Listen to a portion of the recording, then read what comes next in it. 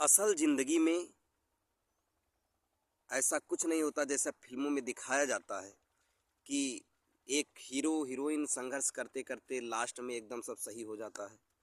अगर हम अपनी सोच को सही रखेंगे तभी हमारा अंत भला होगा, अंत सही होगा। नमस्कार, मैं हूँ विश्वजीत अवस्थी और एक छोटी सी कहानी आपके सामने प्रस्तुत करने वाला हूँ। इस कहानी का उद्देश्य है कि हमें अपने दिमाग को बिल्कुल सही तरीके से प्रयोग करना चाहिए और अंत तक किसी भी उद्देश्य को मन में रख कर उसका इंतज़ार करना चाहिए, क्योंकि हड़बड़ाने के चक्कर में हम अपना बना बनाया पूरा साम्राज्य, पूरी ज़िंदगी तबाह कर सकते हैं। एक राजा था, वो बहुत वृद्ध हो चला था।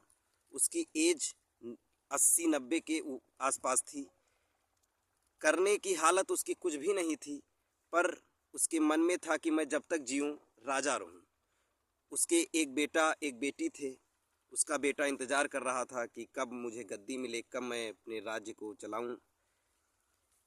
एक बार उसका मन हुआ कि हम एक प्रोग्राम करते हैं और उन्होंने आसपास के कई राजा और राजकुमारों को बुलाया और कहने लगे कि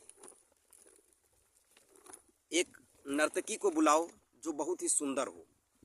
एक नर्तकी बुलाई गई जो वहाँ उसके आसपास जितने भी राज्य थे उसमें सबसे अच्छी नर्तकी थी। उसको बुलाया गया और उसने राजा ने एक अपने गुरुजी को, जो काफ़ी वर्षों से तपस्या कर रहे थे, उनको बुलाया और गुरुजी आए तो उन्होंने कहा कि मैं नाच नृत्य देखूंगा, तो अगर मुझे अच्छा लगा तो मैं उसको उपहार स्वरूप क्या दूंगा।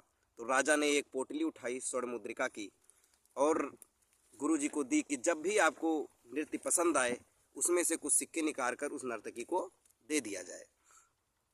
नृत्य शुरू हुआ। राजा भी बैठे थे, उनकी पुत्री भी बैठी थी, पुत्र भी बैठा हुआ था, गुरुजी भी थे, अन्य राज्यों से आए हुए राजकुमार और अन्य लोग बैठे हुए थे। नृत्य चल रहा था, पूरी रात नृत्य चला। जब सुबह होने को हुई, सभी को नींद आने लगी। नृत्य करने जो नृत्यकिया आई थी, उसके साथ जो तबला वादक ढोल वादक थे, उसमें से तबला वादक के आँखों में नींद आने लगी। वो बजाते बजाते गिरने लगा। तो नर्तकी ने कहा कि अब ऐसे चलेगा काम नहीं। अगर राजा को गुस्सा आ गया तो मेरी पूरी रात की मेहनत बर्बाद चली जाएगी।